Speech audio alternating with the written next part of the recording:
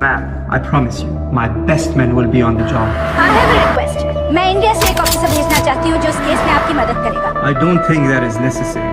Don't worry about that. उसके काम करने का तरीका सबसे अलग है।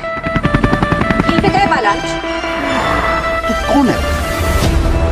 Merciless assassin, train killer,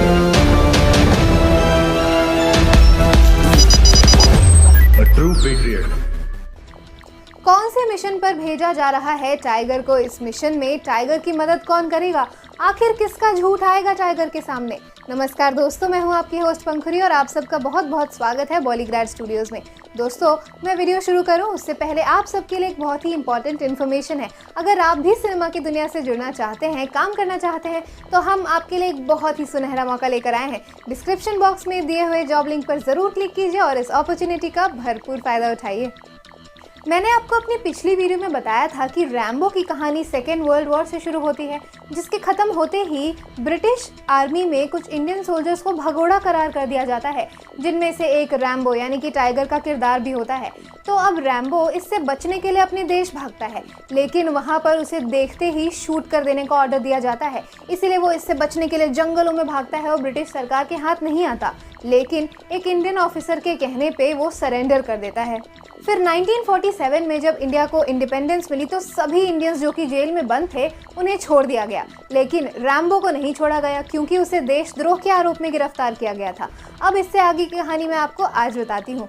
अब कुछ दिन बाद वो इंडियन आर्मी ऑफिसर फिर से रैम्बो से मिलने के लिए आया और उसे कहने लगा कि रैम्बो को जाना पड़ेगा इंग्लैंड ये साबित करने के लिए कि इंग्लैंड के लोग इंडियंस को बंधक बनाकर या फिर गुलाम बनाकर यहाँ से नहीं लेकर गए हैं जाते समय, और उसे इंग्लैंड आर्मी के कैंप में जाकर, जो कि जंगलों के बीचों बीच है, वहाँ पर से उसे फ़ोटोज़ क्लिक करके ये प्रूफ इकट्ठा करने होंगे और बदले में उसे दोषी करार नहीं दिया जाएगा, उसे छोड़ दिया जाएगा।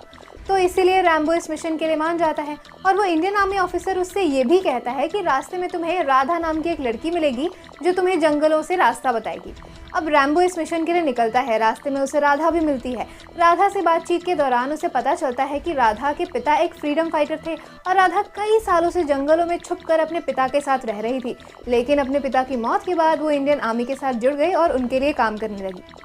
फिर जब चलते चलते राधा और रैम्बो उस कैंप के पास पहुंचते हैं और पीछे छुपकर फोटोज क्लिक कर रहे होते हैं, तब रैम्बो को दिखता है कि इस कैंप में, इस ब्रिटिश के कैंप में काफ़ी सारे इंडियंस को कैद करके रखा गया है। ये देखकर रैम्बो का खून खौलने लगता है। उसे बहुत ज़्यादा गुस्सा आता है। उसे ये याद आता है कि उस ऑफिसर ने तो मुझसे ये कहा था कि एक भी इंडियन को नहीं ले जाया गया, लेकिन यहाँ तो कितने सारे इंडियंस को कैद करके रखा गया है। फिर उसे ये समझ में आता है कि उस इंडियन आर्मी ऑफिसर ने रैम्बो से झूठ बोला था। वो ये साबित करना चाहता था इंडियन गवर्नमेंट को कि वहाँ पर एक भी इंडियन गुलाम के रूप में नहीं है, इसीलिए उसने रैम्बो से झूठ बोलकर उसे इस मिशन पर भेजा था। अब रैम्बो का अगला वार क्या होगा, अगला स्टेप क्या होगा, ये देखना काफ़ी ज़्यादा इंटरेस्टिंग होगा। तो दोस्तों, आज की वीडियो में बस इतना ही। अगर आपको वीडियो पसंद आई है तो इसे लाइक कीजिए, शेयर कीजिए और बॉलीग्राड स्टूडियोज़ को भी ज़रूर सब्सक्राइब कीजिए। आज की स्क्रिप्ट लिखी है दिवांशु ने।